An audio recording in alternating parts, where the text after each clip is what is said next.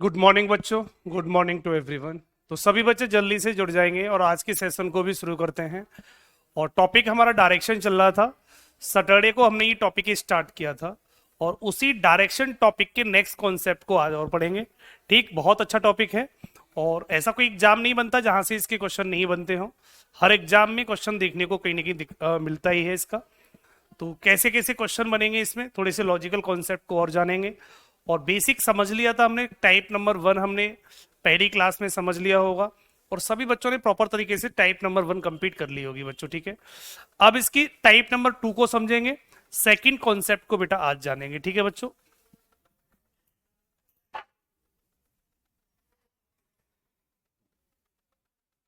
हाँ बेटा, मेरा बहुत कम ऑफ रहता है ना। मैं बहुत कम ऑफ करता हूँ। आपने जब से हमारा बैच चला होगा तब से देखा होगा एनटीपीसी का कोई ऑफ नहीं है। मैं तो संडे को भी पढ़ाता हूँ, है ना। संडे को भी एक्स्ट्रा क्लास आपके यूट्यूब पर रहती है, आपने देखा होगा। ठीक। गुड मॉर्निंग बच्चों, good morning, good morning to everyone, good morning to everyone.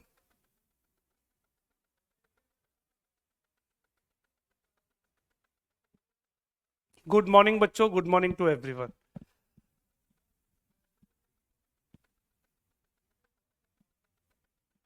ठीक, तो शुरू कर लें बच्चों, शुरू कर लें। बाईटी पर बेटा एक्स्ट्रा क्लास की टाइमिंग शाम को 9 बजे से रहती है।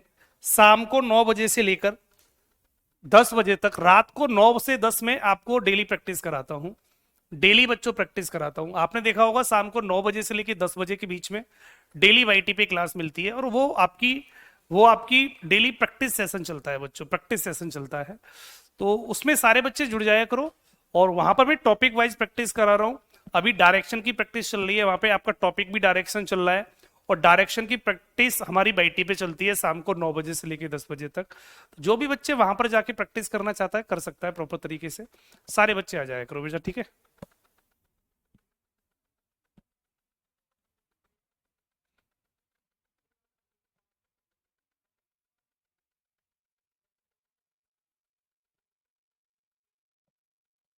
बिना फिगर के डायरेक्ट आंसर निकलने के लिए बेटा क्वेश्चन सेट होते हैं, ठीक है।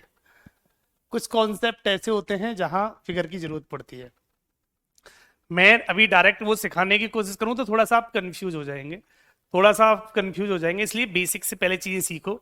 जब तक बेसिक क्लियर नहीं होगा तब तक ये डायरेक्ट बिना के उसकी क्या कहते हैं, बिना डायग्राम के आंसर निकालने की कोशिश करोगे तो कंफ्यूज हो जाओगे, कंफ्यूज हो जाओगे बच्चों।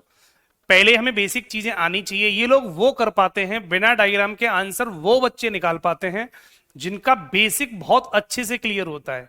समझ में आया? ठीक। तो जिन्होंने सिखाया होगा, आपको बताने की कोई कोशिश कर रहा होगा, तो भाई उनका तो कॉन्सेप्ट क्लियर है, इसलिए वो आराम से बता रहा होगा। ठीक। तो बिना डायग्राम के आंसर बनते हैं, कुछ कॉन्सेप्ट होते हैं, वहां बताऊंगा, जहां बनेंगे वहां बताऊंगा। अभी हमारा टाइप शुरू हुआ है और टाइप शुरू में हम बेसिक समझ रहे हैं। अगर आप बेसिक ही भी नहीं आता होगा तो डायरेक्ट आंसर निकालने में फिर तो वो रटने जैसी कहानी हो जाएगी, तुक्के वाली कहानी, कि सवाल ऐसा आ गया तो ऐसे कर देंगे, ऐसा आ गया तो वैसे कर देंगे। बेटा मैं रटाने वाली कहानी नहीं करता हूं, प्रॉपर तरीके से सिखाने की कोशिश करता हूं। और मेरा उद्देश्य कभी सिलेबस पूरा कराना और रटाना नहीं होता कि चीजें ली और रटा दी आपको, कि सवाल अगर ऐसा दिखेगा तो आप ऐसे कर लेना, ऐसा दिखेगा तो ऐसे कर लेना, कुछ नहीं ऐसा कर देना। कैसा भी सवाल आए वैसा तो भी सवाल होगा। मेरा मकसद ये होता है कि एग्जाम में सवाल कैसा भी बने तो भी सॉल्व होगा। ये नहीं कि अगर इसके इसका ऐसा सवाल दिखे, अगर ऐसी लैंग्वेज दिखे तो ऐसे कर लेना। मैं ये नहीं सिखाता कभी। तो मेरा पढ़ाने का उद्देश्य कुछ अलग होता है बाकी लोगों से, है ना। तो इसलिए पहले कॉन्सेप्ट पे फोकस करो। जब कॉन्सेप्ट क्लियर हो जाते हैं तब ट्रिक काम करती है। ट्रिक के लिए कॉन्सेप्ट क्लियर होना बहुत जरूरी होता है। बाकी तो रटने वाली कहानी है कि सर ऐसा सवाल आएगा तो ऐसे कर लेंगे, ठीक है। इसलिए पहले कॉन्सेप्ट समझ लो। तो टाइप 1 हमारा कल हो गया था, टाइप 1 हमारा कल प्रॉपर तरीके से हो गया था और मैंने आपको कुछ सवाल HW दिए थे, वो आपने कर लिए होंगे। एक दो सवाल और देखेंगे, उसके बाद मैं इस क्लास को आगे की तरफ बढ़ा रहा हूं, इस क्लास को बच्चों आगे की तरफ बढ़ा रहा हूं, ठीक है। तो एक सवाल आपके सामने है, इस सवाल को जल्दी से सॉल्व कर दो, उसके बाद हम आगे बढ़ रहे हैं, आगे बढ़ रहे हैं बेटा, ठीक है। गुड मॉर्निंग बच्चों, गुड मॉर्निंग टू एवरीवन। ठीक, तो सारे बच्चे अब क्वेश्चन पे फोकस करें और स्पीड से सारे बच्चे अब क्वेश्चन की तरफ आ जाए, ठीक है बच्चों। सारे बच्चे अब क्वेश्चन की तरफ आ जाओ और सारे बच्चे प्रॉपर तरीके से क्वेश्चन को सॉल्व करने की कोशिश करें।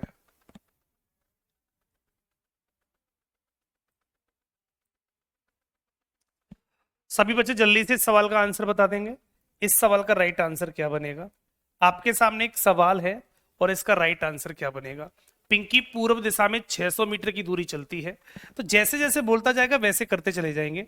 600 मीटर की दूरी पूर्व दिशा में चलती है, जैसे उसने बोला वैसे हम कर देंगे, हमें कोई फर्क नहीं पड़ता, आसानी से आंसर बन जाएगा। फिर वो बाएं मुड़ती है और 600 मीटर चलती है। सर बायां किधर होगा बेटा? ऊपर की तरफ।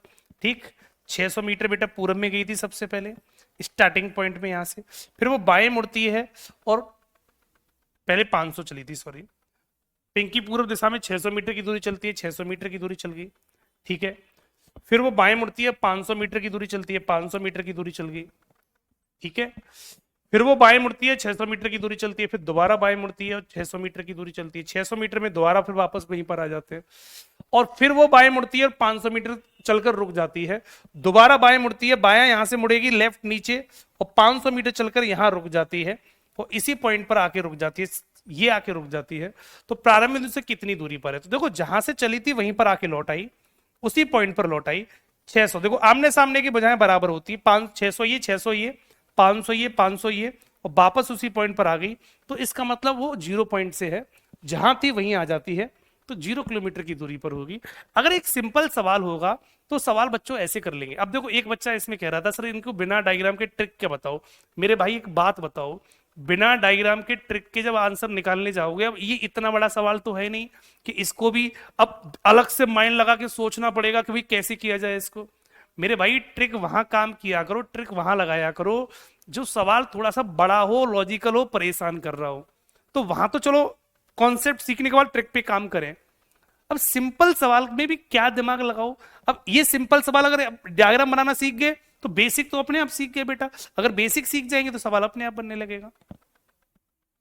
डीपीपी के सवाल बेटा प्रॉब्लम डे में आएंगे, अभी धीमे धीमे क्लास अभी और चलेगी, ठीक। तो जो बच्चे डीपीपी के क्वेश्चन पूछ रहे हैं मैं आपको बता देता हूं बेटा, कल हमारी एक ही क्लास हुई है डायरेक्शन में, अभी जैसे जैसे क्लासें आगे बढ़ती जाएंगी डीपीपी ऑटोमेटिक सॉल्व होती चली जाएगी। एक दो क्वेश्चन कभी कभी डीपीपी में ऐसा मिलेगा आपको, वो अगली क्लास से सॉल्व होगा। तो आज की क्लास पढ़ने के बाद आपकी लगभग पिछली वाली डीपीपी पूरी सॉल्व हो जाएगी, ठीक। कल हमारा एक दो सवाल ही हो पाए थे पहली क्लास में क्योंकि बेसिक बताया था। आज की क्लास से आपकी डीपीपी प्रॉपर तरीके से सॉल्व हो जाएगी, तो टेंशन फ्री रहो। एक एक सवाल निकलेगा और आप ही निकालोगे, मैं नहीं निकालूंगा, भरोसा रखा करो। हर सवाल आप करेंगे, बस मैं अपना टॉपिक पूरा मुझे कंप्लीट करने दें। एक एक सवाल चुन चुन के आप करोगे, चाहे दुनिया का कोई सा भी सवाल हो, कैसा भी सवाल हो, सारे सवाल बेटा आप बनाएंगे, ठीक।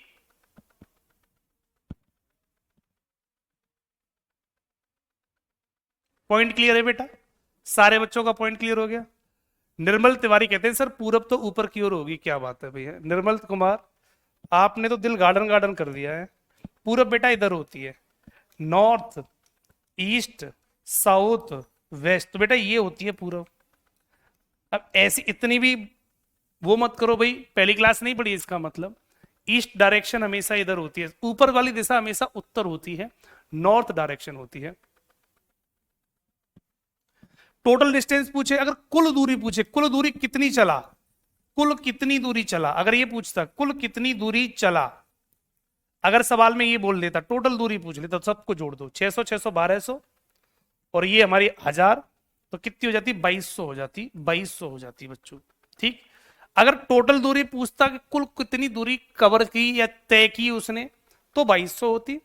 और पूछे वह अपने प्रारंभिक दिशा से कितनी दूरी पर है, कितनी दूर है, तो कुछ नहीं, जहां था वहीं आ गया है, 0 मीटर दूर हो गया बेटा, ठीक है। कोई बात नहीं बेटा, कोई दिक्कत नहीं, ठीक है। तो ये पॉइंट सभी बच्चे याद रखेंगे। तो मैं आपको बता देता हूं, यहां समझा देता हूं। डायरेक्शन ऑर्डर सभी को पता होना चाहिए। टाइप नंबर 2 की तरफ बढ़ रहा हूं। ये रियल डायरेक्शन ऑर्डर होता है, नॉर्थ ऊपर, ईस्ट इधर, साउथ इधर, वेस्ट इधर, ये 4 दिशाएं हमारी मेन होती हैं। इन्हीं चारों दिशाओं पर हमारे सारे सवाल बनेंगे। ये दिमाग और दिल दोनों में रहनी चाहिए ये डायरेक्शन ऑर्डर। इसका तो दिमाग में फोटो खींच लो, इस वाली आकृति का दिमाग में फोटो खींच लो, ये दिल और दिमाग दोनों में हमेशा रहनी चाहिए। जब जब सवाल की बात करूं तो ये डायरेक्शन ऑर्डर हर बच्चे को पता होना चाहिए। इसके साथ साथ बीच की 4 दिशाएं और होती हैं, इनका भी दिमाग में रखो। ये नॉर्थ ये ईस्ट, तो बीच की दिशा क्या बनेगी गुरु? नॉर्थ ईस्ट बनेगी। ये साउथ ये ईस्ट, तो बीच की दिशा क्या बनेगी गुरु? साउथ ईस्ट बनेगी। ये साउथ ये वेस्ट, तो बीच की दिशा क्या बनेगी सर? ये साउथ वेस्ट बनेगी। अगर ये वेस्ट ये नॉर्थ, तो बीच की दिशा क्या बनेगी सर? ये नॉर्थ वेस्ट बनेगी। तो इस तरीके से हमारी 8 दिशाएं बनती हैं। ठीक गुरु, इस तरीके से हमारी 8 दिशाएं बनती हैं। ये मैंने पहले दिन भी बताई थी, दोबारा फिर बता दी।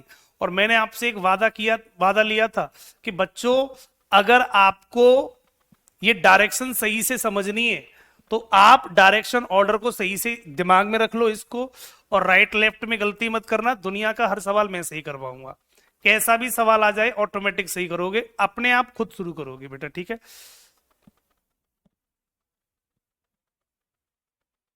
प्रियांशु बेटा डायरेक्शन की पहली क्लास और पढ़ लेना, बाकी जो क्लासें निकल गई हैं वो एक एक करके कवर करते रहना, ठीक है। डायरेक्शन की पहली क्लास पढ़ते हुए देखो कोई से भी टॉपिक से शुरू कर लो, जरूरी नहीं पहले दिन से सारे बच्चे पढ़ रहे हो, कुछ बच्चे बीच में भी आते हैं, तो टॉपिक के फर्स्ट डे से पढ़ा करो। जैसे डायरेक्शन टॉपिक हमारा सैटरडे से शुरू हुआ था, तो शनिवार वाली पहली क्लास पढ़ लो, फिर आज की क्लास पढ़ लो, तो यहां से प्रॉपर समझ में आएगा हर बच्चे की, ठीक है। जो पुराने जो एक दो टॉपिक निकल गए हैं वो एक एक करके सारी क्लासेस सेव होंगी, आप एक एक करके सारी एक्स्ट्रा क्लासेस में कवर करते रहेंगे और सवाल हमारा पूरा होता चला जाएगा बेटा, ठीक है। क्लियर? तो ये सारे डायरेक्शन ऑर्डर याद रखेंगे, और इसी डायरेक्शन ऑर्डर से अब शुरू करता हूं टाइप नंबर 2। तो टाइप नंबर 2 की कहानी भी समझ लेते हैं। टाइप नंबर 2 में सवाल कैसे बनेंगे अब इनको भी जानते हैं। मैंने आपको 2 बातें बताई थी, अब सारे बच्चे कमेंट मत करो, सामने देखो, कुछ लॉजिकल चीजें सिखा रहा हूं। अगर कभी किसी भी आकृति में चतुर्भुज बनता है, समझना आज की क्लास थोड़ी सी मेन होगी, लॉजिकल होगी, और रेलवे के एग्जाम के लिए तो खासकर लॉजिकल होगी, क्योंकि पुराने जो रेलवे के पेपर अगर हम चेक करेंगे तो ट्राइंगल वाले सवाल देखने को मिले थे।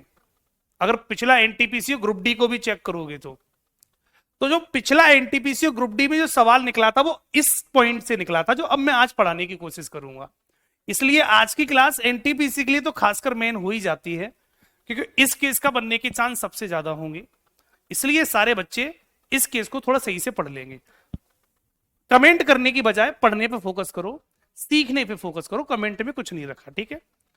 अगर चतुर्भुज कभी भी मेरे भाई बने तो चतुर्भुज ये कहता है कि आमने सामने की भुजाएं बराबर होती हैं। अगर ये वाली भुजा x मीटर होगी तो ये वाली भुजा भी x मीटर होगी। सीखो चीजें, अगर ये वाली भुजा 22 मीटर होगी तो ये वाली भुजा 22 मीटर होगी, ये चतुर्भुज कहता है, ठीक। सिखा रहा हूं, सीखने पे फोकस करेंगे। पढ़ाना होता तो बेटा पढ़ा के मैं आगे निकल जाता और 2 दिन में टॉपिक भी खत्म करा देता, ठीक है। तो सीखो पहले। तो चतुर्भुज जब भी बनेगा तो आमने सामने की भुजाएं बराबर होती हैं, पहली बात। दूसरी कंडीशन एक बनता है ट्राइंगल, कभी कभी ट्राइंगल भी बनेगा, और जब जब ट्राइंगल बनेगा तो वो ट्राइंगल हमेशा समकोण त्रिभुज होगा, समकोण त्रिभुज होगा, समकोण त्रिभुज हमेशा याद रखो। समकोण त्रिभुज को इंग्लिश में हम राइट एंगल बोलते हैं, राइट एंगल बोलते हैं। तो जब जब ट्राइंगल बनेगा तो वहां पर हमेशा राइट एंगल बनेगा बच्चे। अब राइट एंगल की कहानी समझा देता हूं। राइट एंगल का मतलब होता है एक भुजा 90 होती है, एक भुजा अगर 90 कर दूं तो वो राइट एंगल बन जाता है, तो ये राइट एंगल है। और राइट एंगल के सामने वाली भुजा हमेशा कर्ड कहलाती है, जिसको हम हाइपोटेनियस एच बोलते हैं। ये वाला हमारा आधार होता है, आधार, और आधार को हम बेस बोलते हैं। और ये हमारा लंब होता है, और लंब को हम परपेंडिकुलर पी बोलते हैं। तो ये हमारा हाइपोटेनियस एच बी पी, ये तीनों थ्योरम सभी को पता होंगे, तीनों पॉइंट सभी को पता होंगे। और राइट एंगल में आपने पाइथागोरस प्रमेय भी पढ़ी होगी। पाइथागोरस जो थ्योरम होती है हमारी, ये अब तो आजकल 6, 7, 8, 9 में भी आती है, तो इतनी टफ तो है नहीं कि बच्चे आप जानते नहीं हो, इतनी टफ तो है नहीं।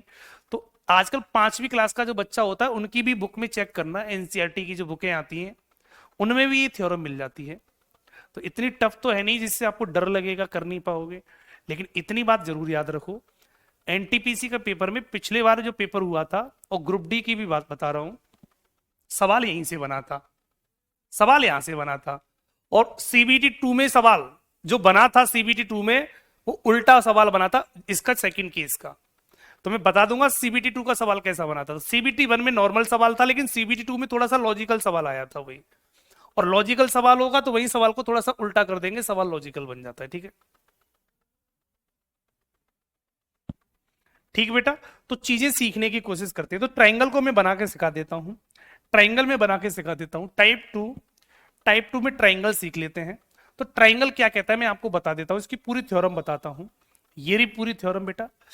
अब जब ये हमने राइट एंगल बना लिया तो सबको पता है ये एच होगा, ये बी होगा, ये पी होगा।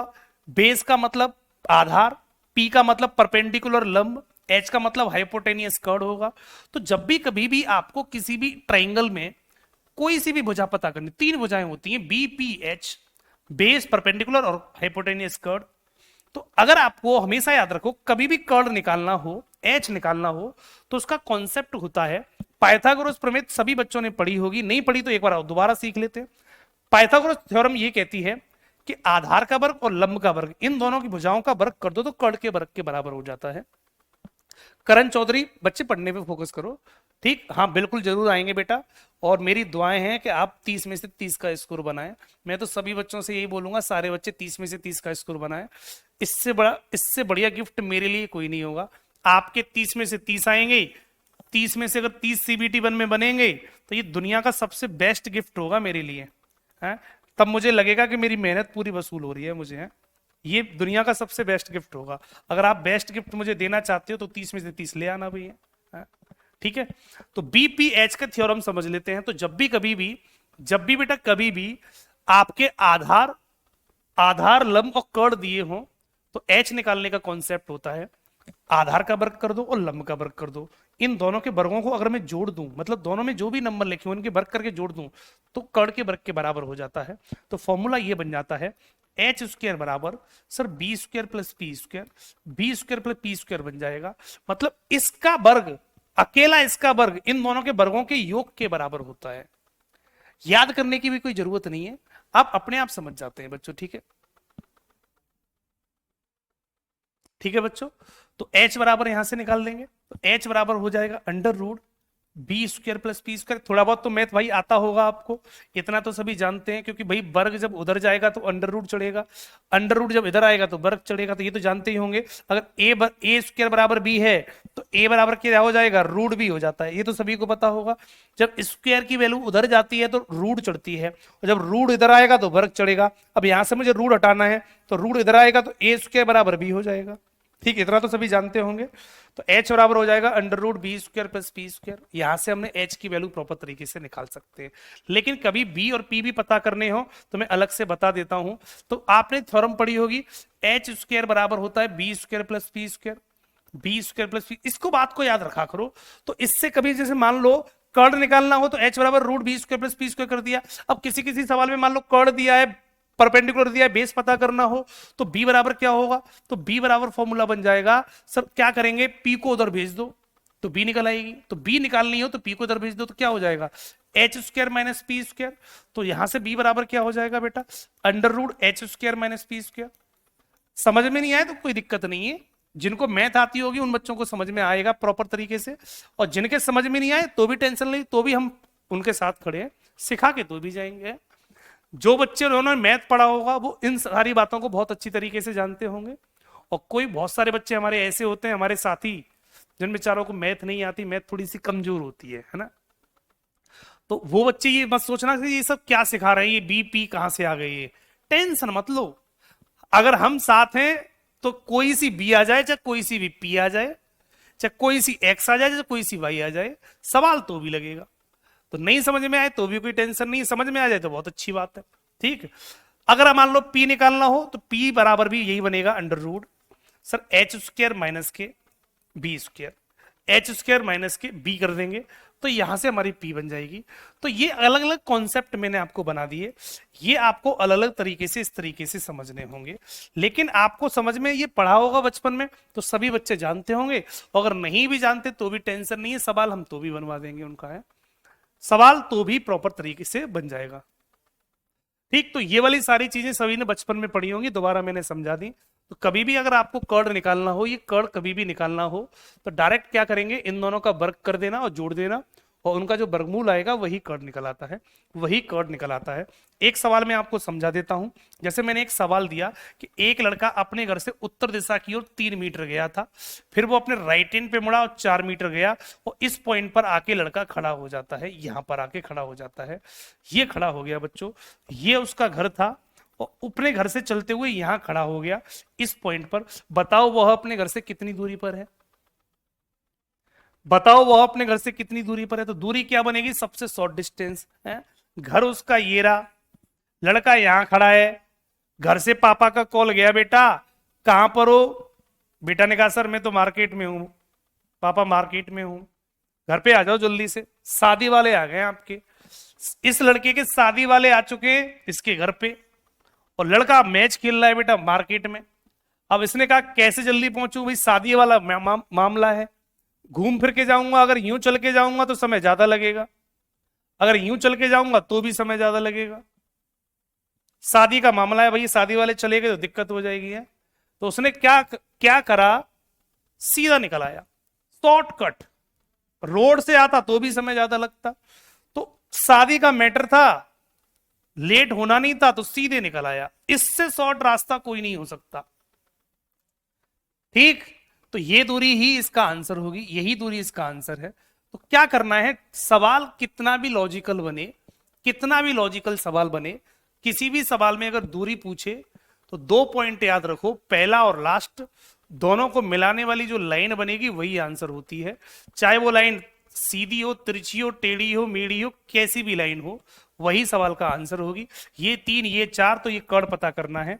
कर्ण बराबर होता है अंडर रूट 4 का वर्ग कर दो सर 16, और 3 का वर्ग करेंगे सर 9, दोनों को जोड़ देंगे तो बेटा 25 होगा, और 25 का वर्गमूल बेटा 5 होता है, और सवाल का आंसर बेटा 5 बन जाएगा। तो ये सारे बच्चे इस तरीके से निकाल लेंगे, लेकिन सभी बच्चों को पता होगी अगर ये वाली भुजा 3 है, ये वाली भुजा 4 है, तो कर्ण की वैल्यू कितनी होती है 5। ये सभी को थ्योरम में पता होनी चाहिए। कुछ थ्योरम फिक्स होती हैं जो सभी बच्चों को पता होनी चाहिए। अगर आपको पता होंगी 3 4 का कर्ण 5 होता है, तो इतना करने की भी जरूरत नहीं थी, सवाल हमारा डायरेक्ट लग जाता। तो अगर इस सवाल में मैं 2 3 पॉइंट लिखा देता हूं। अगर इस सवाल में, अगर बच्चों इस सवाल में दूरी पूछता, तो पहला सवाल अगर दूरी पूछता तो आपकी कितनी आ गई बेटा 5 मीटर। अगर इस सवाल में दिशा पूछता, सर वो अपने घर से कौन सी दिशा में है, डायरेक्शन पूछता, तो घर से डायरेक्शन घर पे लगा दो प्लस, घर पे लगा दो प्लस, डायरेक्शन बीच की बन जाती। और ये बीच की दिशा बेटा कौन सी होती है, ये बीच की, तो हम बोलते सर ये नॉर्थ ईस्ट होती है, दिशा हमारे साथ नॉर्थ ईस्ट बन जाती, नॉर्थ ईस्ट डायरेक्शन हो जाती, ईस्ट नहीं होती बेटा नॉर्थ ईस्ट होती।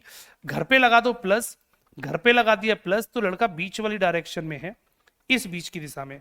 ऊपर की दिशा नॉर्थ होती है, ये वाली ईस्ट होती है, तो बीच वाली क्या होगी नॉर्थ ईस्ट, तो नॉर्थ ईस्ट आंसर बन गया।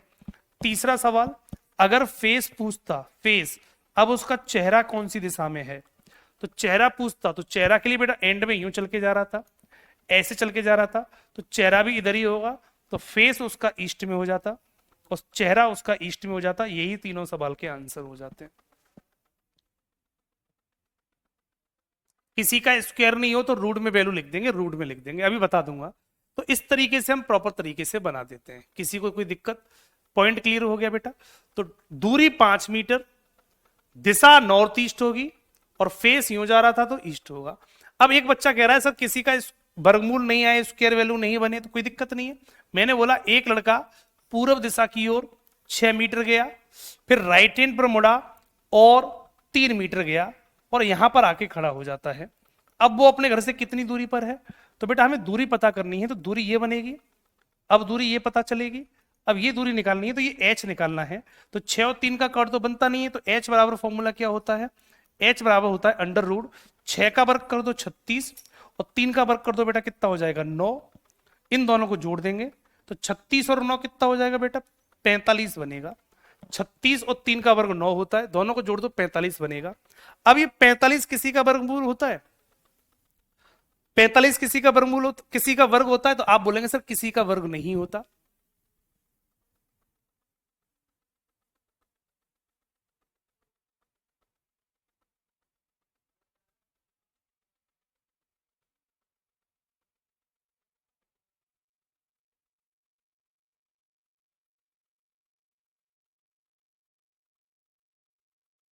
एक बच्चा √43 बता रहा है, √43 कहां से आएगा? जोड़ना भाई, 6 का वर्ग कितना होता है? 36, और 3 का वर्ग कितना होता है? 9। 36 और 9 जोड़ना,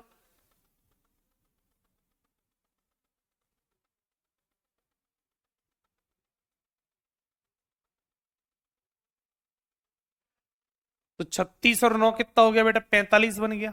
बना नहीं बना बेटा? 36 और 9 45 बन गया। अब इस 45 को कैसे लिखेंगे?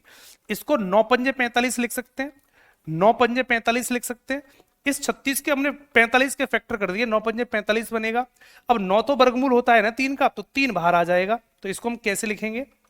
3√5, 3√5, और इसका यही इसका आंसर होगा, क्योंकि 5 का वर्गमूल आएगा नहीं, 9 का तो आ जाएगा, तो 9 का वर्गमूल 3 आ गया, 3 बाहर आ गया। √5 का तो आया नहीं, तो 5 रूट में लिखा रहने दो, तो 3√5 इसका आंसर बन जाएगा। तो h बराबर हम क्या बोलेंगे? h बराबर हो जाएगा, h इक्वल टू बराबर 3√5 हो जाएगा, 3√5 हो जाएगा, और यही इस सवाल का करेक्ट ऑप्शन है, यही सवाल का राइट ऑप्शन बन जाएगा। पॉइंट सभी को क्लियर है? पॉइंट क्लियर है बेटा? 3√5 बन जाएगा। तो जहां पर किसी भी वैल्यू का वर्गमूल स्क्वायर वैल्यू नहीं बने, तो वहां पर हम कुछ इस तरीके से रूट में छोड़ देंगे वैल्यू, कोई दिक्कत थोड़ी है। तो रूट में छोड़ देना वहां पर। अब एक बच्चा कह रहा है सर फेस समझ में नहीं आ रहा। मेरे भाई एक बात बता, एक बात बता, ये उसका घर है, ये घर है, यहां से यूं गया और नीचे की तरफ जा रहा है। अब जब नीचे की तरफ जा रहा है तो चेहरा ऊपर थोड़ी हो जाएगा। हाँ, फेस समझ में नहीं आ रहा है। क्यों समझ में नहीं आ रहा है अभी फेस? एक बात बताओ मेरे भाई, अगर हम नीचे की तरफ जा रहे हैं तो फेस भी नीचे ही होगा ना। अब मैं यूं चल के जा रहा हूं तो मेरा फेस इधर थोड़ी हो जाएगा, पीछे थोड़ी हो जाएगा मेरा फेस। फेस समझ में नहीं आ रहा है। क्यों समझ में नहीं आ रहा है फेस भाई? फेस किधर होगा? साउथ में होगा। फेस किधर होगा? साउथ में। तो देखो इधर, अगर फेस पूछे तो साउथ में होगा, और दिशा पूछे, डायरेक्शन पूछे, तो घर पे लगा दो प्लस, तो ये दिशा होगी बीच की, तो साउथ ईस्ट होगी, साउथ ईस्ट होगी। ये दोनों में अंतर होता है। अब सीधी सी बात, मैं यूं चल के जाऊंगा तो मेरा भी फेस इधर ही है ना। फेस में क्या दिक्कत आ रही है? अब मैं चल के यूं जा रहा हूं, अब मेरा फेस पीछे थोड़ी हो जाएगा कि पीछे की तरफ चेहरा करके चलूंगा मैं। तो ये सिंपल सी बात होती है। दूरी स्टार्टिंग पॉइंट पर देख लेना, जहां से चलते हैं वहां पर प्लस लगा दिया करो, वहां से डायरेक्शन पता चलती है। और फेस के लिए कुछ मत करो, एंड में जहां जा रहा है उधर ही फेस है उसका। पॉइंट वहां पे हमारा क्लियर हो जाता है। तो ये सारी बातें सभी बच्चों को क्लियर होनी चाहिए। पॉइंट सभी को समझ में आ गया? ये तो हो गया एक आसान सवाल।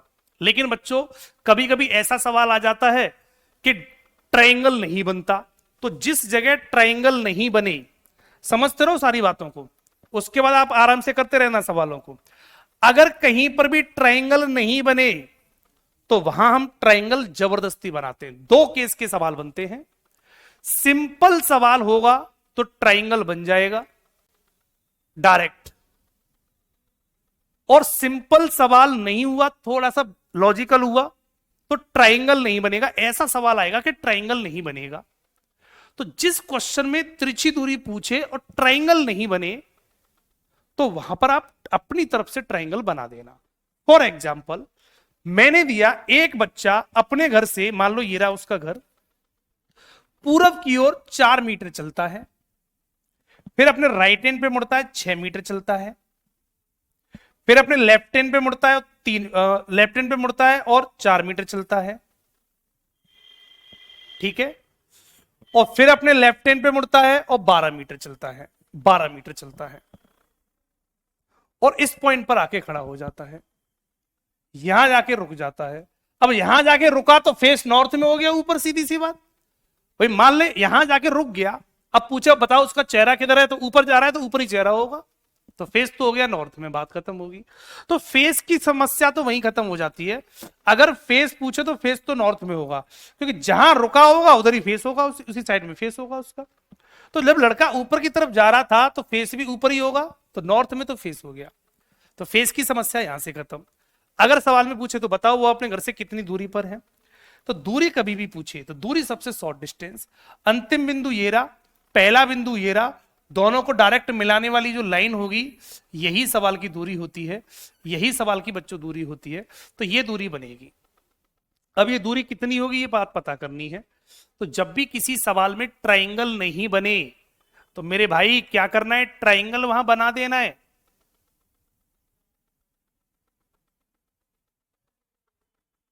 तो ट्राइंगल बच्चे बना देना है। तो ट्राइंगल क्या करना है बेटा, बना देना है।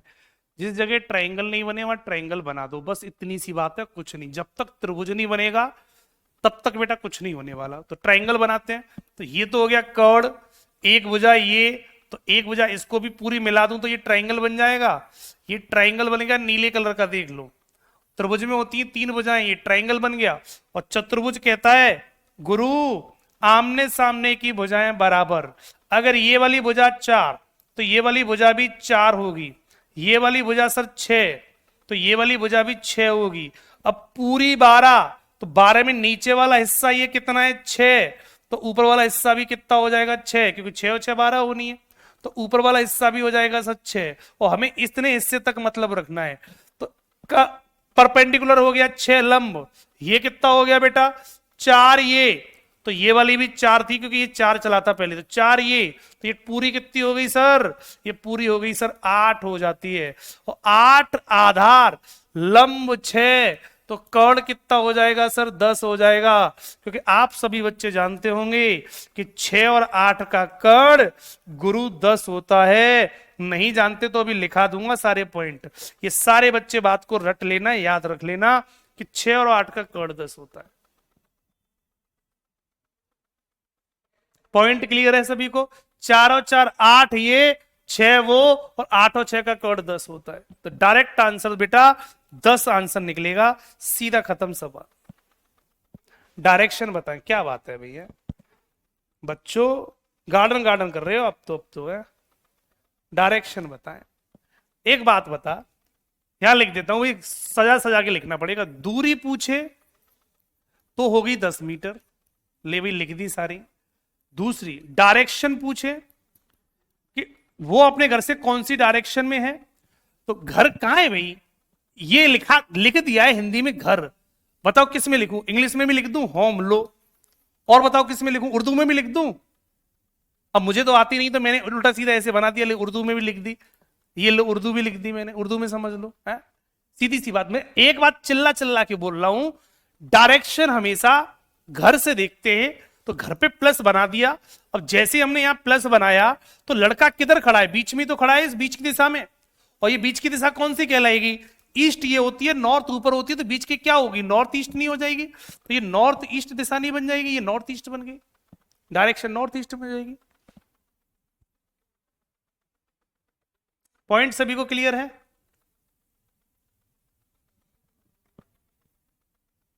फॉर्मूले से सॉल्व कर दीजिए बेटा, बिल्कुल लो भाई फॉर्मूले से सॉल्व कर देते हैं।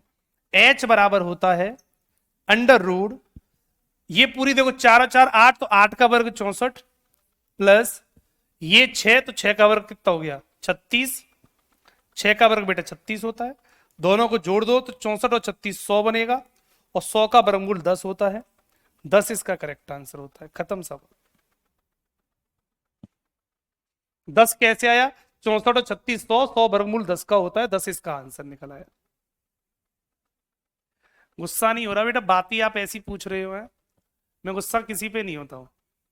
8 कैसे होगा, सबसे पहले ये 4 चला था, फिर दोबारा ये 4 ये, तो 4 ये होगी, तो 4 और 4 ये 8 नहीं होगी। 6 ये 6 ये, पूरी 12 थी, तो 6 ये, तो 6 ये, तो ऊपर की भी 6 बची, तो 6 और 8 का कर्ण 10 हो गया। ये डायरेक्ट पॉइंट करने पड़ेंगे। एक बच्चा कह रहा था सर शॉर्ट ट्रिक बिना डायग्राम के बना दो, भाई डायग्राम से तो समझ में ही नहीं आ रहा है बच्चों के हैं। बिना डायग्राम के क्या मतलब, कोई जादू कर दूं इसमें, ओपी शर्मा की तरह के लो छू आंसर आ गया।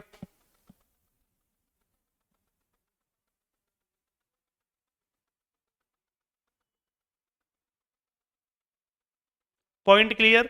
एक सवाल एग्जाम्पल में और दे देता हूं, टेंशन मत लो भाई, मत घबराओ। जब तक हमें तब तक घबराने की कोई जरूरत नहीं है, हमें तब तक घबराने की कोई जरूरत नहीं है। एग्जाम्पल एक सवाल और समझा देता हूं, समझ लो सारे सवाल, आज सारे सवाल मुझसे ही समझ लो। एक लड़का उत्तर दिशा की ओर 3 मीटर चला। अब समझना मेरी बात को, ये उसका घर है, ठीक है। अपने घर से, सारे बच्चे सामने देखो, अपने घर से उत्तर दिशा की ओर 3 मीटर गया, उत्तर में 3 गए, फिर राइट हैंड पे मुड़ा और 8 मीटर चला, 8 मीटर चले गए, सही है। फिर अपने राइट हैंड पे मुड़ा और 18 मीटर चल गए, 18 मीटर चल गए, ठीक है सर 18 चल गए। पहला राइट में 8, दूसरे राइट में 18, और इस पॉइंट पर आके लड़का खड़ा हो गया, यहां आके लड़का खड़ा हो गया। समझ लो बेटा पूरे सवाल को दोबारा से, ये डायग्राम बना दिया मैंने। अब मुझे इसमें दूरी पता करनी है, तो पूछेगा सवाल, तो बताओ वह लड़का अपने घर से कितनी दूरी पर है। तो ये उसका घर था, तो अपने घर से इस पॉइंट से वो लड़का कितनी दूरी पर है, ये वाली दूरी पता करनी थी। तो मैंने क्या सिखाया था, सवाल कैसा भी हो, दूरी का मतलब सबसे शॉर्ट रास्ता। अब इस लड़के को अपने घर जाना है, तो सबसे शॉर्ट रास्ता क्या होगा, सीधा निकल जाए। क्या इससे शॉर्ट कोई रास्ता हो सकता है? आप कहेंगे सर कोई नहीं हो सकता, यही इस सवाल का राइट ऑप्शन है। शॉर्ट रास्ता सर ये होगा। अब ये सवाल का राइट आंसर होगा, अब यही सवाल का राइट ऑप्शन है। अब ये दूरी जितनी भी होगी वो सवाल का राइट आंसर है। अब इस दूरी को निकालना है। तो क्या आपको ये ट्राइंगल लग रहा है शकल से? इसकी शकल ध्यान से देखो, क्या ये ट्राइंगल है? ट्राइंगल कहता है, त्रिभुज कहता है कि 3 भुजाएं होनी चाहिए। त्रिभुज ये कहता है, इसमें कितनी भुजाएं, 1 2 3 4, 4 भुजाएं, तो ये चतुर्भुज है। तो ये त्रिभुज तो है नहीं। तो जब भी किसी सवाल में त्रिभुज नहीं बने, तो मैंने आपको क्या सिखाया था, ट्राइंगल वहां बना लेते हैं। तो यहां ट्राइंगल बना लो। अगर इस लाइन को मैं आगे तक और बढ़ा दूं, यहां तक, और इस लाइन को तो नीचे तक ये थी, तो ये ट्राइंगल बन जाएगा, यहां समकोण त्रिभुज बन जाएगा। तो एक पॉइंट ये रहा, दूसरा पॉइंट ये रहा, तीसरा पॉइंट ये रहा, और इसमें ये कर्ण पता करना है, ये कर्ण कितना है ये पता करना था। तो एक बात याद रखो, इधर देख लो सारे बच्चे भी, इससे बेसिक कहीं नहीं मिलेगा आपको। अगर आपको किसी भी सवाल में कर्ण पता करना हो, तो सीधी सी बात, पहले त्रिभुज बना लेना। त्रिभुज नहीं होगा तब तक आंसर नहीं बनेगा, और त्रिभुज बनने के बाद जब तक एक भुजा ये और एक भुजा ये, जब तक ये दोनों नहीं पता चल जाएंगी, तब तक ये नहीं आ सकती किसी भी शर्त पर। जब तक आपके पास आधार और लंब ये दोनों भुजाएं नहीं होंगी, तब तक आंसर के नजदीक नहीं पहुंच सकते। तो पहला काम इन दोनों भुजाओं को पता करना होता है, इन दोनों भुजाओं को। तो ये तब निकलेगी जब आपके पास ये और ये दोनों पता होंगी, ये दोनों पता करनी पड़ेगी। अब ये मत कहना ये 18 तो पूरी है, हमें ये दोनों पता करनी है सिर्फ यहां तक, ऊपर वाले हिस्से से हमें कोई मतलब नहीं है। तो पता करो, अगर ये पूरी 18, तो ऊपर का हिस्सा कितना है बेटा, 3, ये तो 3 ही ये होगा। तो ऊपर वाला हिस्सा ये 3 है, तो नीचे का कितना बचा सर, 15। अब बच्चा कहेगा सर 15 कहां से आ गए, मैं अपने घर से थोड़ी लाया हूं भाई 15। 18 टोटल थी, 18 में ऊपर वाला हिस्सा, ऊपर वाली दूरी 13 है, तो नीचे वाली 15 बची। सही है, इधर देख लो, ये 15 हो गई, ये 8, तो ये वाली भी कितनी होगी बेटा, 8 होगी। तो 8 भुजा बेटा हमारी ये हो गई। 8 और 15 का कर्ण निकाल दो, तो कर दो बेटा फॉर्मूला से सॉल्व। तो h बराबर होता है √ 15 का वर्ग सर 225, और 8 का वर्ग सर 64।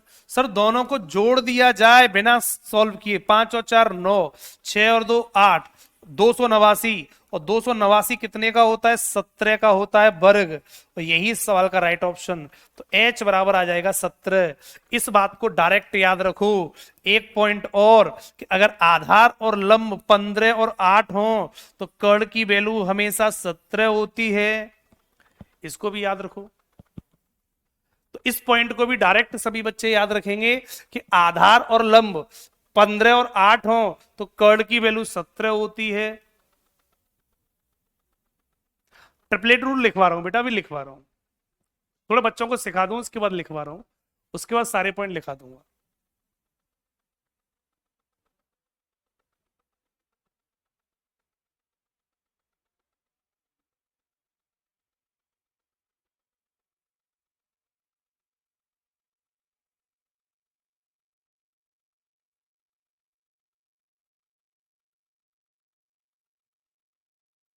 पॉइंट क्लियर है बेटा, सारे बच्चों को ये समझ में आ गया। तो इस सवाल में अगर दूरी पूछता तो हमारी 17 मीटर आ जाती, दूरी तो हमारी 17 मीटर निकल आई, ये तो दूरी निकल आई। अगर दिशा पूछता, यहां लिख देता हूं, अगर दिशा पूछता तो घर पे लगा दो प्लस, ये लगा दिया घर पे प्लस, ये प्लस लगा दिया, लड़का बीच वाली डायरेक्शन में है, बीच वाली दिशा में, तो ये बीच की दिशा क्या कहलाएगी, साउथ, नीचे ईस्ट, इधर, तो बीच की क्या हो जाएगी, साउथ ईस्ट कहलाएगी। अगर बेटा चेहरा पूछता, फेस, चेहरा पूछता तो चेहरे के लिए बेटा कहां जा रहा था, एंड में अंतिम नीचे की तरफ, नीचे की तरफ चल के जा रहा था, तो चेहरा बेटा नीचे हो जाएगा, तो चेहरा हो जाएगा हमारा साउथ में। तीनों बातें सभी बच्चों को समझ में आ जानी चाहिए, तीनों बातें सभी बच्चों को समझ में आनी चाहिए। और ये तीनों बातें अगर सीख गए तो दुनिया का कोई भी ताकत आपका सवाल गलत नहीं होने देगी, आप आसानी से खोज लेंगे बेटा, ठीक है।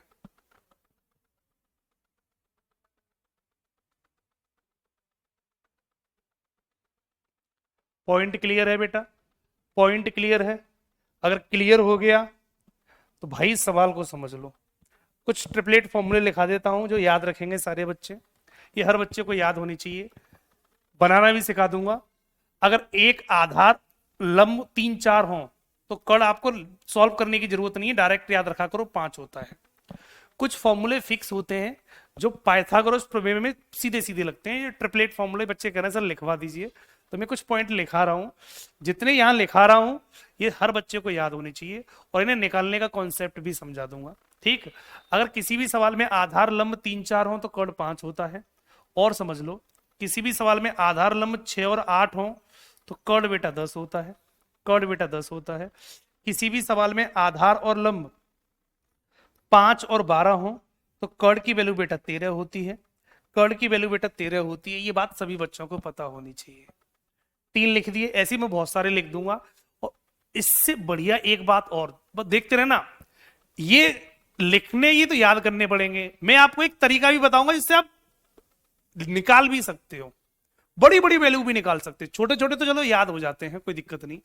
अगर वैल्यू आ गई 100 के बाद 200 300 400 तो कैसे निकलेंगी, तो वो निकालने का चुटकियों में तरीका भी समझाऊंगा, वो भी समझाऊंगा, टेंशन मतलब सारी चीजें आएंगी। पर ये छोटे छोटे याद कर लो, छोटे छोटे तो याद कर सकते हो ना। अगर आधार लंब 3 4 तो कड़ की वैल्यू 5 फिक्स होती है, 6 8 की 10 होती है, 5 12 की 13 होती है। और लिख देता हूं बेटा, और यहां लिख देता हूं, अगर आधार लंब 8 और 15 हो तो कड़ की वैल्यू बेटा 17 होती है। अभी निकाली थी, 15 8 का कड़ हमेशा 17 होगा। आपको सॉल्व करने की जरूरत नहीं, जब भी 15 8 कड़ दिखे, आधार लंब 15 8 दिखे, कड़ को 17 लगा देना बिना सोचे समझे। अगर आधार लंब 15 और 20 हो तो कड़ की वैल्यू बेटा 25 होती है, ये डायरेक्ट याद रखो। और लिख देता हूं बेटा, अगर आधार लंब बेटा 12 और 16 हो तो कड़ की वैल्यू बेटा 20 होती है, डायरेक्ट याद रखना। 12 16 का 20 होती है, 12 16 की डायरेक्ट 20 होती है। और लिख देता हूं बेटा, और लिख लो, और समझ लो बच्चे, अगर आधार और लंब 10 और 24 हो तो कड़ की वैल्यू बेटा 26 होती है। ये वाली आजकल बहुत ज्यादा आ रही हैं, ये आईएमपी लिख देता हूं बेटा, ये सारे आईएमपी हैं, ये सबको याद होनी चाहिए। अगर इतने याद कर लिए तो बाकी के मैं याद करवा दूंगा। देखो छोटी छोटी वैल्यू याद कर लो, खतरनाक मैं याद करवा दूंगा। मैंने क्या बोला, छोटे छोटे पॉइंट आप याद कर लो, क्योंकि छोटे छोटे पॉइंट तो याद आसानी से हो सकते हैं। तो टप टप वाली चीजें होती है उसकी जिम्मेदारी मेरी दे दिया करो, मैं याद करवा दूंगा आपको बड़े प्यार से, ठीक है। तो 10 और 24 का 26 होता है, ठीक। 10 और 24 का कितना होता है बेटा, 26 होता है। और देखो बेटा, अगर आधार और लंब चेंज कर देता हूं बेटा, 20 और 21 हो, 20 और 21 हो तो कड़ की वैल्यू बेटा 29 होती है, कड़ की वैल्यू बेटा 29 होती है। ये बात सभी बच्चों को पता होनी चाहिए। और समझ लो, अगर आधार लंब 30 और 40 हो तो कड़ की वैल्यू बेटा 50 होती है। ये एग्जाम में बहुत ज्यादा पूछी गई वैल्यू है, ये मैंने वो लिख दी है जो एग्जाम में बहुत ज्यादा पूछी जाती है, ये बहुत ज्यादा पूछी जाती है। तो ये कुछ बेसिक पॉइंट लिख दिए मैंने, ये याद कर लो। अब निकालने का तरीका क्या होता है, सर अब इससे बड़ी बड़ी आ गई तो सर कैसे करेंगे। भाई बहुत सारी होती है, ट्रिपलेट फॉर्मूले तो बहुत सारे होते हैं, इन्हें सर बनाना सिखा दो। फैक्ट्री सर मशीन बता दो, बनाने वाली मशीन, डायरेक्ट सीधे सीधे। तो ये बनते कैसे हैं, क्योंकि याद करोगे तो भाई ज्यादा से ज्यादा बच्चे कितने याद कर सकते, 10 20 याद कर लेगा, 30 याद कर लेगा है? लेकिन बड़े बड़े तो भूल जाएगा, 4 दिन बाद रिवीजन नहीं करेगा, वही भूल जाएगा। तो मैं देखो निकालना सिखाता हूं आपको, एक ऐसा कॉन्सेप्ट जिससे आप निकालना सीखेंगे। सर कैसे, देखो सामने जादू तरीका देखो निकालने का, जादुई तरीका। मैंने एक ट्रायंगल बनाया, जादुई तरीका समझना निकालने का, कैसे निकलते हैं देखो बेटा, ठीक समझा रहा हूं। 21 20 का ही समझा दूं, 29 21 20 का 29 समझा दूं। अब देखो अगर आपको ये पता है कि 20-21 का कर्ण 29 होता है, तो देखो कितना बेहतरीन कॉन्सेप्ट बताता हूं। अगर मैं इसमें 2 का मल्टीप्लाई कर दूं, इसमें 2 का मल्टीप्लाई कर दूं, अंदर 2 का मल्टीप्लाई, तो 20 दूनी नीचे वाली भुजा कितनी हो जाएगी? 40 हो जाएगी। ये वाली भुजा कितनी हो जाएगी? 21 दूनी 42 हो जाएगी। तो इसका हाइपोटेनियस कितना बचेगा? 29 दूनी 58 बन जाएगा। तो एक नया ट्रिपलेट फॉर्मूला बन जाता है। इस तरीके से ये भी सही है, चेक कर लेना, निकाल के देख लेना, सही निकलेगा। किसी बच्चे को याद तो होगा नहीं 40 और 42 का कर्ण अगर मान लो किसी सवाल में आ गया कि एक भुजा 40 और एक भुजा 42 हो, 42 हो, तो एच कितना होगा? तो अब ये किसी को याद तो होगा नहीं, लेकिन आंसर निकालने का तरीका अब हम कैसे पता करें? तो इस तरीके से पता कर सकते हैं। 29 दूनी 58 होगी, बात खत्म। क्लियर बच्चों? निकाल के देख लेना। और सिखा देता हूं बेटा, और सीख लो। किसी भी वैल्यू से सीख सकते हो, किसी भी पॉइंट में कर सकते हो, किसी भी पॉइंट से आसानी से निकाल सकते हो। और सिखाता हूं, मान लो 8 और 15 में समझा देता हूं, या इसमें समझ लो, किसी में भी समझ लो। मान लो यहां समझ लेते हैं, मान लो यहां 3 का मल्टीप्लाई कर देते हैं, यहां 3 का मल्टीप्लाई कर देते हैं। अगर 3 का मल्टीप्लाई तो तीनों में मल्टीप्लाई हो जाएगा, तो नीचे वाली भुजा कितनी हो जाएगी? 12 थी, नीचे वाली भुजा 36 हो जाएगी, 36 हो जाएगी। और 5 दिया, ऊपर वाली भुजा 15 हो जाएगी। तो 15 36 का जो कर्ण बनेगा बच्चों, वो 13 तिया 39 बन जाएगा। 13 ती 39 बन जाएगा। तो कहीं भी पूछे 36 और 15 का कर्ण कितना होता है, तो 39 होता है, बात खत्म होगी। डिवाइड भी कर सकते हो, डिवाइड जा रहा होगा तो डिवाइड भी कर सकते हो। ये बड़ी बड़ी वैल्यू निकालने के तरीके होते हैं, छोटी से बड़ी वैल्यू पता करना।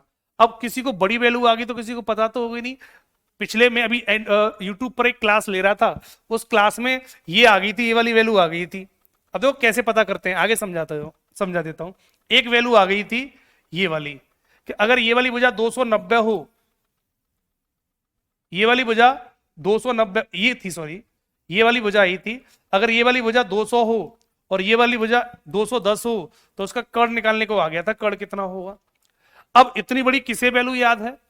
इतनी बड़ी वैल्यू किसको याद है? किसी को याद तो है नहीं, क्योंकि 200 का 210 का कर्ण कितना होगा।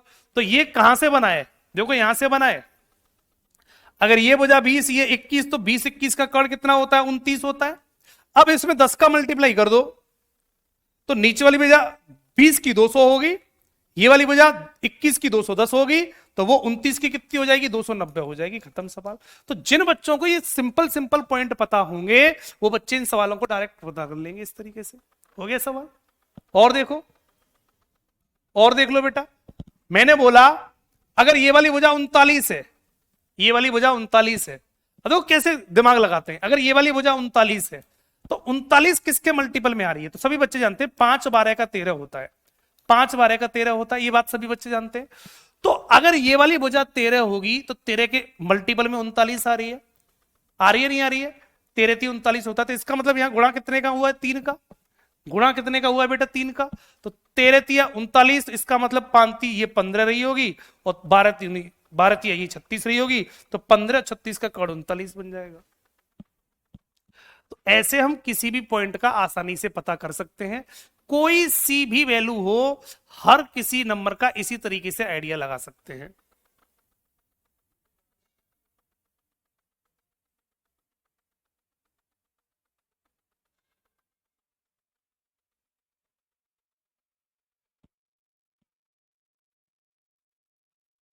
बात क्लियर होगी बेटा? बात नहीं समझ में नहीं आया तो बेटा याद कर लो इन्हें, याद करने के तरीके हैं। अब याद याद रटने तो मत समझो बेटा, है समझने वाली कौन सी बात है, सिंपल से पॉइंट है। ये तो मैं याद करने के तरीके बता रहा हूं, इससे आप थोड़ी स्पीड बढ़ाओगे। अब बच्चे कहते हैं सर स्पीड कैसे बढ़े, सवाल में स्पीड कैसे बढ़े? तो बेटा स्पीड बढ़ाने के लिए ना आपको ज्ञान होना चाहिए, तब स्पीड बनती है। आपने कभी बाइक चलाई होगी, देखा है बाइक चलाते हुए? तो कोई बच्चा पहली बार बाइक चला रहा होगा, तो आपने वो कभी स्पीड से चलाते हुए देखा होगा? जब कोई भी बच्चा पहली बार बाइक चलाने जाता है ना, पहली बार बाइक पकड़ता है, बाइक छोड़ो साइकिल को उठा लो, जब हम पहली बार साइकिल चलाते हैं तो डर डर के चलाते हैं, देखा होगा? कभी हिलेगी, कभी डुलेगी, कभी गिरेगी, कभी चलेगी, इस तरीके से बड़े डर डर के चलाते हैं पहली बार चलाते हैं। तब जब धीमे धीमे धीमे धीमे धीमे धीमे टाइम हो जाता है, तो वही हम खड़े होके हाथ ऊपर कर लेंगे, खड़े होके भी चला लेते हैं। तो सब चीजें वहीं से डिपेंड करती हैं। तो डायरेक्ट ट्रिक मांगने वाले बच्चों के लिए ये पॉइंट है कि पहले चीजें बेसिक सीख लिया करो, बेसिक आएंगी तभी सारी चीजें समझ में आती हैं। ठीक है बेटा, तो ये सब सारी बेसिक चीजें आपको प्रॉपर तरीके से आनी चाहिए। अगर ये आएंगी तो सवाल हमारा आसानी से बन जाएगा। सवाल कैसे बनते हैं, एग्जाम्पल पे आते हैं। सवाल कैसे बनेंगे, एग्जाम्पल पे आते हैं। एक सवाल मैंने आपके सामने दिया, इस सवाल का जल्दी से आंसर बता दो। इस क्वेश्चन का राइट आंसर क्या होगा?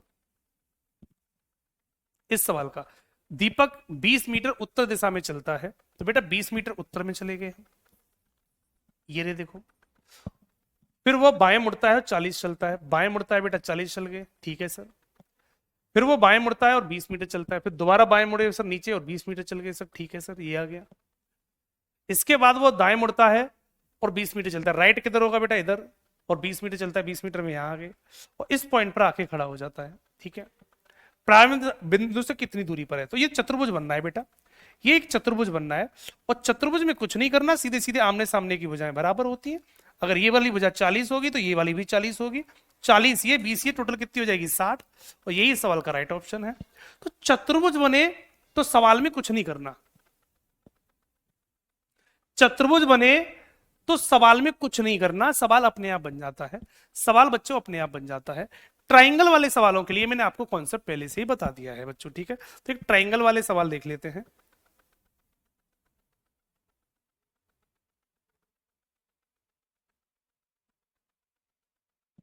एक ये जो सवाल इसको कर देंगे बेटा, इस सवाल का राइट ऑप्शन क्या होगा? कैलाश 3 किलोमीटर पूर्व दिशा में चलता है, देखो कैलाश 3 किलोमीटर पूर्व दिशा में चला, 3 चल गए बेटा पूर्व दिशा में, यहां से दक्षिण की ओर मुड़कर 4 किलोमीटर चलता है, साउथ की ओर बेटा 4 चल गए बेटा, ठीक है सर, ये चल गए। फिर पश्चिम में मुड़कर 6 किलोमीटर चलता है, पश्चिम में 6 का मतलब है 3 ये 3 आगे निकल गया होगा, 6 में बेटा यहां पर आ गए, इस पॉइंट पर आके खड़े हो गए, इस पॉइंट पर आके खड़े हो जाते हैं। तो वह प्रारंभिक स्थान से कितनी दूरी पर है, दूरी पूछिए बेटा, तो निकाल दो। तो दूरी ये बनेगी बेटा, दूरी यही तो होगी, प्रारंभिक बिंदु ये रहा, अंतिम बिंदु ये रहा, दूरी निकालनी है, दूरी बेटा ये बनेगी। तो ये आपको दूरी पता करनी है, ये दूरी कितनी होगी। तो ट्राइंगल बना लो, तो सबसे पहले मैंने ट्राइंगल बनाया, यहां से ये लाइन जैसे नीचे की तरफ मिला दी तो ये आपका एक ट्राइंगल बन गया। और ट्राइंगल में 2 भुजाएं पता कर लो, तीसरी एच अपने आप आ जाती है। मैंने पहले ही बोला है कि एच तभी निकलेगी जब आधार और लंब हो। सर ये वाली 3, तो ये वाली भी कितनी होगी 3, और पूरी 6, 3 भुजा अगर ये होगी तो 3 ही भुजा बेटा ये होगी, 3 ही भुजा बेटा ये होगी, 3 और 3 टोटल 6 हो जाती है। अगर ये वाली 4 तो ये वाली भी 4 होगी, और 4 और ये 3 तो कर्ण कितना होगा बेटा 5 होता है। अभी पढ़ के आ रहे हैं बेटा हम, अभी हम सीख के आ रहे हैं, तो याद होंगे तो सॉल्व करने की जरूरत नहीं पड़ती। 3 और 4 का जो कर्ण बनता है वो 5 बन जाता है, 5 बन जाता है। सारे बच्चों को क्लियर है? तो प्रारंभिक स्थान से कितनी दूरी पर है, तो आप बोलेंगे 5 मीटर की दूरी पर होगा, 5 मीटर की दूरी पर होगा, यही सवाल का राइट ऑप्शन है। खत्म सवाल।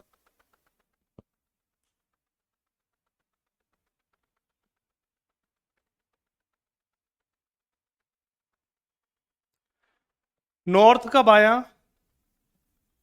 पश्चिम दिशा में होगा, जब हम नॉर्थ में जाएंगे तो बायां बेटा इधर हो जाएगा, इस साइड हो जाएगा पश्चिम में।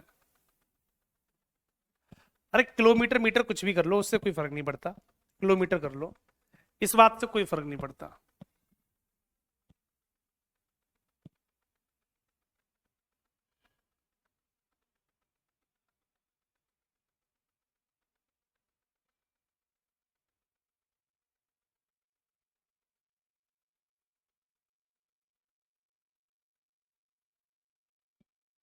पॉइंट क्लियर हो गया बेटा, पॉइंट क्लियर हुआ। एक अगला सवाल, इस सवाल को कर देते हैं। राजू 15 किलोमीटर उत्तर दिशा में चलता है, देखते हैं बेटा, 15 किलोमीटर उत्तर दिशा में चलता है, तो 15 बेटा उत्तर में चले गए बेटा, ये चले गए देखो यहां पर। फिर बाएं मुड़कर 15 चलता है, फिर बाएं मुड़कर फिर 15 चले गए बेटा, ये बन गए। अब एक बच्चा कह रहा था बेटा जब नॉर्थ में जाएंगे तो बायां किधर होगा, बेटा देख ली बायां इधर होगा। उत्तर में 15 गए, अपने घर से ये रहा उसका घर, उत्तर में 15 गए, अब वो बाएं मुड़ा, देखो बाएं मुड़ गया लेफ्ट। अब लेफ्ट किधर होगा, जब मैं ऊपर जाऊंगा तो मेरा लेफ्ट इधर हो जाएगा। और दोबारा 15 चलते हैं, दोबारा 15 चलते हैं, यहां आ गए और ओ बिंदु पर पहुंच जाते हैं। ये ओ पॉइंट है, कोई ओ पॉइंट, ठीक है। फिर वहां से वो दाएं मुड़कर 5 किलोमीटर चलता है, दाएं मुड़कर। राइट किधर होगा बेटा इसका? राइट ऊपर होगा। और 5 किलोमीटर चलता हूं और इस पॉइंट पर आ जाता हूं, इस पॉइंट पर आके खड़ा हो जाता हूं यहां पर बेटा। 5 चलने के बाद वापस प्रारंभिक बिंदु तक की यात्रा करने में उसे कितनी दूरी तय करनी होगी? स्टार्टिंग पॉइंट पर दोबारा पहुंचना है तो उसे कितनी दूरी तय करनी होगी? तो इस सवाल का राइट आंसर कोई बच्चा बता सकता है? अगर लड़का यहां से चलना शुरू हुआ और इस पॉइंट पर आके खड़ा हो जाता है तो अपने घर से कितनी दूरी पर होगा? अपने घर से कितनी दूरी पर होगा बेटा? कोई बता दे जल्दी से, जल्दी से बता दो भाई कितनी होगी? है कितनी होगी भाई? अब लड़का यहां खड़ा है, घर ये रहा। मैंने आपको एक बात सिखाई थी, मेरी एक बात को नोट कर लो, दिमाग में बिठा लो। एक ही बात को, एक बात को नोट कर लो। बात कौन सी थी? दूरी कभी भी पूछे, सबसे शॉर्ट रास्ता, सबसे शॉर्ट रास्ता, पहला बिंदु और अंतिम बिंदु को मिला दो, दूरी बन जाती है। ये 35 वाले सुधर जाओ भाई, 35 वाले सुधर जाओ, ठीक है। 30, 15, 15, 30 और 5 35। उस बच्चे को पता क्या कर देते? 15 15 प्लस 5। जितने बच्चों का ये 35 आंसर आ रहा है बेटा, वो या तो सुधर जाओ, ये गलत है, या तो सुधर जाओ, नहीं बेटा सीबीटी 1 भी पास नहीं होगा, ध्यान रखना। हाँ, ये कब में, ये आज तक मैंने आपको सिखाया है, 2 दिन हो गए क्लास को पढ़ते हुए। क्या किसी सवाल में मैंने ये सब किया है कि सबको जोड़ दो जो आप जोड़ रहे हो? फिर कहते हो गुस्सा आती है। अब तक किसी भी सवाल में अगर मैंने एक भी सवाल में सबको जोड़ा हो तो बेटा बता दो। तो आप कैसे जोड़ सकते हो सबको? 35 कहां से तुम्हारा आ गया? दूरी का मतलब क्या होता है? दूरी का मतलब होता है सबसे शॉर्ट डिस्टेंस, सबसे शॉर्ट। इस लड़के को अपने घर जाना है, सबसे शॉर्ट क्या होगा? सीधे निकल जाए, इससे शॉर्ट नहीं होगा।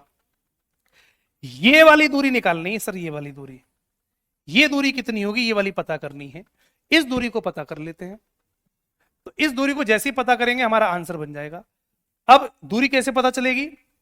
दूरी कैसे पता चलेगी? ट्राइंगल बना लिया हमने, ये हमने ट्राइंगल बना दिया, ये ट्राइंगल बन गया, ये ट्राइंगल बन गया, ठीक। ये दूरी पता करनी है h, ये h कहलाएगी। तो पहले बेस पता कर लेते हैं। अगर ये 15 तो ये वाला भी 15 होगा, आमने सामने की बजाय बराबर। ये 15 तो ये 15, ये 5, अब ये 15 तो ये भी 15 होगा। और 15 5 कितना हो जाता है? तो पूरा भी 20 हो जाएगा, पूरा 20 हो जाएगा। तो अभी मैंने पढ़ाया नहीं था बेटा आपको, अगर ये वाली भुजा 20 हो और ये वाली भुजा 15 हो तो कर्ण कितना होता है बेटा? 25 होता है। अभी बताया नहीं था बेटा? 15 ये 20 ये, तो कर्ण कितना हो जाएगा? 25 हो जाएगा, खत्म सवाल। तो आंसर 25 बन जाएगा, यही इसका राइट ऑप्शन है, यही इसका राइट ऑप्शन है। तो पॉइंट कुछ इस तरीके से बन जाते हैं। तो चीजें बेटा सीखनी पड़ेंगी। तो ये आज मैंने बेसिक पॉइंट आपको बता दिए, इनकी सीट में दे दूंगा, सवाल लगा लेना। कल कुछ इसके थोड़े से कॉन्सेप्ट वाले सवाल कल कराऊंगा प्रॉपर तरीके से। और कॉन्सेप्ट वाले सवाल कराने से पहले आप इसके कम से कम ये जितने भी ये पाइथागोरस प्रमेय की कुछ फिक्स थ्योरम है ये याद करके आएंगे सारे बच्चे। बाकी अगली मुलाकात कल होगी। आज थोड़ा सा टाइम ज्यादा हो गया पर कोई दिक्कत नहीं बेटा, है ना। तो अगली मुलाकात कल करूंगा। डीपीपी में से थोड़ी देर में भेज दूंगा आपके पास, आप डीपीपी के सारे क्वेश्चन लगा लेना। नेक्स्ट मुलाकात कल होगी बच्चों, ठीक है। मिलते हैं कल। Thank you so much.